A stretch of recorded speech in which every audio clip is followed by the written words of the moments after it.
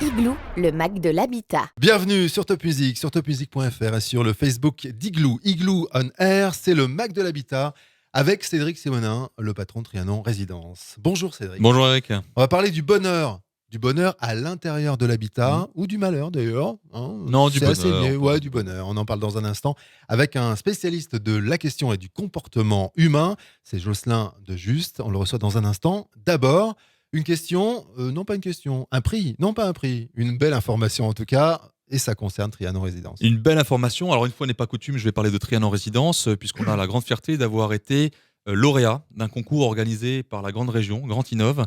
Et on a gagné dans la catégorie innovation sociale. On a mis en place une plateforme de financement participatif et solidaire réservée aux moins de 30 ans. Alors pourquoi aux moins de 30 ans? Parce que c'est une population qui a de grandes velléités à vouloir être propriétaire de leur logement, qui ont un petit peu plus de difficultés, notamment pour avoir de l'apport personnel ou tout simplement après avoir un petit peu d'argent de côté pour payer le mobilier, la cuisine, etc. Donc, en quoi consiste cette plateforme? En fait, on a fait avec des outils modernes ce qui existe depuis la nuit des temps, c'est-à-dire que lorsqu'on a de grands événements comme l'achat d'un logement ou un mariage, une naissance ou un anniversaire, tout le monde donne un petit peu et puis à la fin, ça fait quelque chose de grand et on peut se payer quelque chose de grand avec la solidarité et la générosité de chacun. Donc en fait, c'est une plateforme mise à disposition des gens qui ont réservé un appartement chez nous, les moins de 30 ans uniquement, je le répète, et ils préparent leur projet. Préparer, c'est pas le bon mot, mais en tout cas, ils agrègent leur projet sur cette plateforme, le partagent avec leur environnement proche, amis, famille, etc. Et chacun peut donner un petit peu. Il n'y a pas de limitation de montant, ça va de 10 euros, 50 euros, 500 euros. Et puis, on fait la clôture de cette cagnotte au bout de un mois ou un mois et demi, ça dépend. Et on fait un point. Et Trianon Résidence abonde de 1 pour 1, limité à 5 000 euros. On a été lauréat de ce concours le 4 novembre. On a lancé cette plateforme tout de suite dans la foulée. Et le premier couple qui a acheté chez nous, chez Trianon Résidence, a réussi à récolter jusqu'à 5 000 euros. Donc, nous, on a abondé 1 pour 1, 5 000 euros. Donc, c'est un jeune couple qui part dans la vie avec 10 000 10 euros 000 euros, d'accord, pour en leur fait. appartement. Et on est très heureux pour eux. Et c'est une grande fierté. Même les 10 euros de tante Suzanne, ça a marché, quoi. Mais vous soyez surpris Ouais, des ouais, gens ouais. qui ont donné. Ok. Ouais. Merci Cédric Merci. Simonin. Jocelyn de Juste, bonjour. Bonjour. Avec vous, on va parler du bonheur à l'intérieur de la maison. Vous travaillez dans le domaine du comportement depuis 24 ans. Vous avez dirigé des équipes de consultants partout en Europe, intervenant à l'ENA, certifié Process Communication. Vous êtes également conférencier. Vous dirigez la société KPM qui accompagne les entreprises à faire du comportement une clé de leur réussite. Pour vous, la réussite repose à 5% sur la qualité d'une stratégie, à 95% sur sa bonne exécution. Votre travail est de faire changer durablement les comportements pour une amélioration profonde de la performance. Vos 4 champs d'action, c'est la transformation, l'évolution du CODIR, le comité de direction en équipe haute performance, le changement de culture managériale, le boost des relations commerciales, la compréhension de son équilibre personnel. Avec vous, comment être heureux grâce à son habitat? En fait, c'est une question au départ, une petite réflexion d'Alain de Strasbourg, Cédric. Oui, Alain nous l'a lancé un petit peu sur les réseaux sociaux sans que ce soit vraiment une question. Il nous a dit: est-ce que être propriétaire de son logement, ça rend plus heureux? Ouais. Et on s'est dit: tiens, c'est une thématique qu'on aimerait bien traiter. Donc, c'est vrai que la recherche du bonheur est une Mais là, c'est pas forcément pour les propriétaires, c'est pour tout le monde. ouais, là, c'est pour tout le monde, Ouais, mais lié à l'habitat. bien Donc, sûr. c'est vrai que la recherche du bonheur est une quête permanente. Elle est plus souvent associée aux relations humaines qu'à l'habitat. Donc, j'ai trouvé intéressant de traiter que ce sujet, pardon, soit traité. Donc, allons-y. Première question, monsieur De Juste. Comment être heureux dans son habitat? Vaste sujet. Vaste sujet, hein, bien entendu. Je ne sais pas si on pourra répondre complètement à cette question en 1 heure, 2 heures ou 3 heures. Ça tombe bien, on a 10 Mais minutes. en tous les cas, on va partir d'un postulat. C'est que ce qui nous rend heureux, c'est quand nos besoins physiologiques et nos besoins psychologiques sont satisfaits. Quand on prend des besoins physiologiques, par exemple respirer, manger, boire, dormir, on le voit bien quel plaisir nous avons lorsque on se nourrit, lorsqu'on a été affamé, on peut enfin s'allonger lorsque on est épuisé. On voit bien le plaisir que cela nous procure de satisfaire nos besoins physiologiques. Et on voit bien aussi que lorsque ces besoins physiologiques ne sont pas satisfaits, ça nous rend irritable, incapable de réfléchir avec lucidité, voire amorphe, lorsqu'on n'a pas mangé, lorsqu'on n'a pas bu, bref, tout cela. Pour les besoins psychologiques, c'est exactement la même chose. Lorsqu'ils sont satisfaits, nous sommes heureux. lorsqu'ils ne sont pas satisfaits, nous devenons agressifs, incapables de réfléchir avec lucidité, amorphes ou autres. La seule différence entre les besoins psychologiques et physiologiques, c'est que les besoins psychologiques sont difficiles à déceler. Autant on reconnaît facilement la soif ou la faim ou la fatigue, autant chez nous, c'est difficile de pouvoir les reconnaître, les déceler, les accepter et donc les satisfaire. Et toute la journée, en fait, de manière inconsciente, nous cherchons à satisfaire ces besoins psychologiques. Et notre habitat est un excellent moyen de les satisfaire tout au long de la journée. Donc ça, c'est le postulat de départ. Est-ce que ça veut dire que on ne choisit pas son logement par hasard en fonction de ses besoins psychologiques? Alors, l'idée, c'est que, bien entendu, l'acquisition d'un bien est une chose trop importante pour laisser le hasard décider à notre place. Mmh. En fait, le principe ici, c'est de faire en sorte que notre habitat satisfasse nos besoins physiologiques et nos besoins psychologiques. L'habitat, il satisfait nos besoins physiologiques. De quelle manière? Il nous permet d'avoir un lieu pour se nourrir, pour se laver, pour se reposer, bref, tous ces besoins physiologiques que notre habitat nous permet de satisfaire. Mais il existe aussi d'autres lieux, des besoins psychologiques que l'habitat peut satisfaire. Alors, ces besoins psychologiques, quels sont-ils? Il en existe 8 majeurs. Pour une question de temps, Vous bien avez entendu, 3 heures. on a 3 heures. Pour une question de temps, on va en parler, on va en dénombrer 4. Mmh. Un besoin psychologique, par exemple, qui correspond à 20% de la population, c'est un besoin psychologique de reconnaissance pour son travail, son efficacité et sa performance. Ce sont des personnes, bien entendu, qui aiment faire du bon travail et qu'ils soient reconnus comme tels. Alors, bien entendu, lorsqu'on parle de leur habitat, il faut que cet habitat soit la preuve de leur logique et de leur organisation. S'ils doivent choisir un nouvel habitat, il est nécessaire pour eux de porter une attention particulière, par exemple, sur Mmh. la performance des matériaux utilisés, sur l'efficacité des installations qui sont fournies, par exemple la cohérence de la répartition des pièces, de leur agencement. Encore une fois, ce qui est important, c'est que les choses soient pensées et réfléchies. Un autre point, par exemple, de prévoir des lieux de rangement. C'est des personnes qui aiment que les choses soient bien rangées, chacune à leur place, toujours par efficacité. Donc, lorsqu'ils achètent, c'est intéressant de voir, tiens, où est-ce qu'ils pourront ranger, que ce soit leur Mhm. armoire ou autre chose. En tous Alors les cas, jouer, quoi. Vous leur- rangez ses jouets. Alors, le jouet, pour eux, ce ne sont pas des Oui, jouets. non, mais je plaisante. Ça va. Ce En sont fait, des il faut outils. bien se connaître avant de choisir un appartement Alors, ou il une faut maison. bien se connaître. Enfin, bien se connaître. Il faut connaître ses Bien besoins. entendu, il y a des outils pour bien se connaître. En tous les cas, c'est intéressant dans votre réflexion de savoir, de comprendre et de connaître ses besoins psychologiques. Il suffit déjà de penser à quel moment on se sent bien. Et peut-être on les reconnaîtra. On va donner les autres besoins psychologiques pour pouvoir savoir Mmh. quels sont-ils. Si je reviens sur la notion de besoin de reconnaissance pour son travail et son efficacité, avant tout, l'idée c'est que son habitat soit un habitat intelligent et réfléchi. Quand on parle par exemple du lieu, quand on parle du lieu par exemple, c'est important que le lieu soit stratégique, qu'il soit avec une accessibilité rapide dans ces différents lieux de vie. Ça doit être bien entendu pensé. Donc voilà, ça par exemple, c'est un besoin psychologique que l'on peut avoir.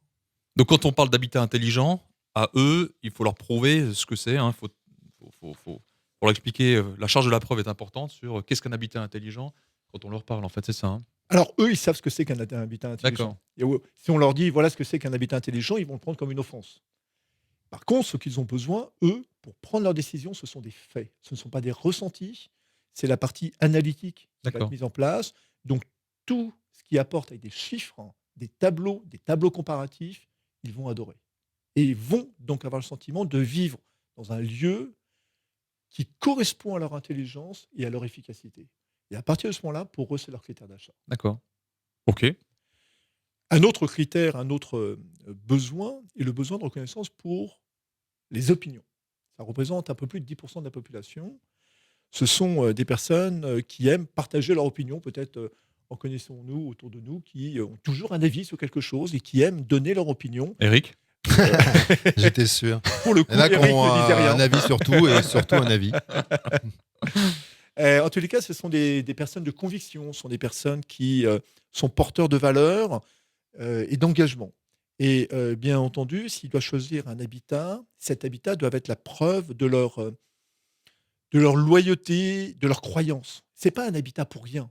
C'est un habitat qui véhicule une image, qui véhicule des fondations, des valeurs, loyauté, confiance. Tout ça, c'est important pour eux. Alors bien entendu, si maintenant ça se traduit concrètement, il vaut mieux qu'ils trouvent des lieux, chercher des lieux d'habitat dans des lieux historiques, par exemple, hein, chargés d'histoire, chargés d'histoire humaine, ou habiter. Des châteaux, par exemple. Alors, Non, des châteaux. En pourquoi pas. Espagne, en Si on Espagne. a bien sûr, bon, il faut en avoir plusieurs, hein, c'est plus drôle. En Euh, Espagne, c'est pas très cher. Mais en tous les cas, ce sont des quartiers plutôt historiques ou des quartiers à forte valeur écologique, si ça fait partie de leurs valeurs. En tous les cas, habiter là, à cet endroit, c'est un message pour eux quand ils y rentrent tous les jours et aussi quand ils reçoivent du monde. Parce que c'est important pour eux de recevoir du monde et de montrer qu'ils sont des gens bien, des gens de bien. Et bien entendu, ils ont plutôt un attrait pour des matières nobles. Ça confère effectivement à l'histoire, à la profondeur des choses. Et ils vont avoir, par exemple, le bois, le cuir, le grès, autre chose qui sont des valeurs, effectivement, en tous les cas, des matières plus nobles. Pour eux, la notion, c'est pas la performance. La notion, c'est l'histoire, la valeur qu'il y a derrière. Et par exemple, dans leur habitat, il est intéressant qu'ils prévoient un endroit pour leur bibliothèque parce que, bien entendu, ils aiment avoir des livres. Ces livres qui sont la preuve qu'ils savent et qu'ils sont des gens bien. Mmh. Si ce ne sont pas des livres, c'est des étagères pour montrer les objets, parce qu'ils aiment souvent faire des collections. Ce sont des gens loyaux par rapport à une marque, par rapport à quelque chose. Ils adorent ça. Donc, il faut qu'ils gardent un endroit, parce que chaque fois qu'ils vont voir ces objets, ils vont être heureux, et chaque fois qu'ils vont pouvoir le montrer, ils vont recevoir une reconnaissance comme quoi ce sont des gens bien, des opinions bien. Mhm. Quelqu'un Effectivement. qui vit dans un appartement ou une maison complètement vide, c'est quelqu'un d'inquiétant, hein. On n'est pas loin du serial killer si je, si, Alors, si je vous écoute. pour le Bah, je coup, plaisante, je bien me sûr. permettrai d'avoir une image différente, puisque, entre autres, mais ce n'est pas des besoins que nous avions travaillés, mais c'est par exemple des personnes qui ont des besoins de solitude. Ah oui.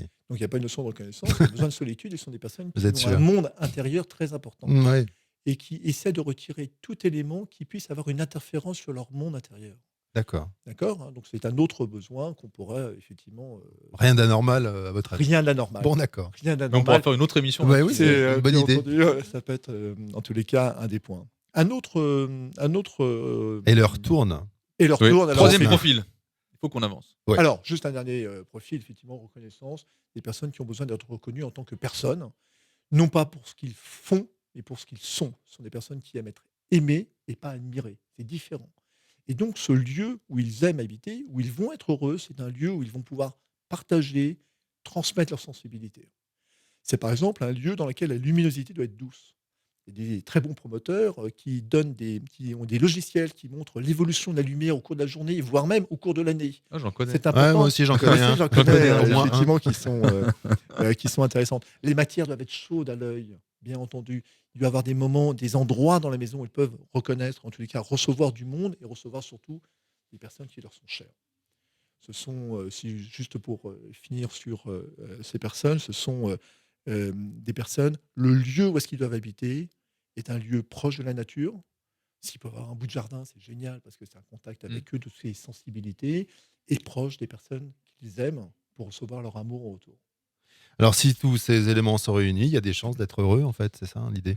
J'aurais bien aimé qu'on fasse le dernier profil. Quoi. Ben, faisons-le. Hein Oui. On déborde un petit peu sur le temps, mais je pense que Allons-y, les allons-y. auditeurs nous en voudront pas parce que c'est intéressant. Le pourcentage du profil juste précédent Le juste précédent, c'est 25%. 25%. Ok. Et Allez, on a dernier profil alors. un dernier profil qui représente aussi 20% de la population. Ouais. Ce sont des personnes qui ont non pas un besoin de reconnaissance, mais qui ont besoin de contact ludique. Ils ont besoin d'avoir du contact et du contact ludique, c'est-à-dire être sérieux sans se prendre au sérieux. Ils adorent ça. Et donc pour ça, ils ont besoin d'un habitat qui montre aux autres qu'ils ne sont pas soumis aux règles. Eux, ce qu'ils veulent montrer, c'est leur indépendance et leur liberté intellectuelle. Bien entendu, ça doit être un lieu vivant, proche des lieux de vie, pour le coup nocturne, pourquoi pas, en tous les cas des restaurants, où dans la journée, il y a de la vie, bien entendu. C'est plutôt un habitat de type atypique, qui va montrer encore une fois leur différence. Donc tout doit être ici pour, si on doit présenter un nouvel habitat, offrir un nouvel habitat, c'est plutôt de montrer la différence plutôt que la règle. Et ça, eux, ils ont une phrase qu'ils adorent entendre: t'es génial et ta différence est géniale.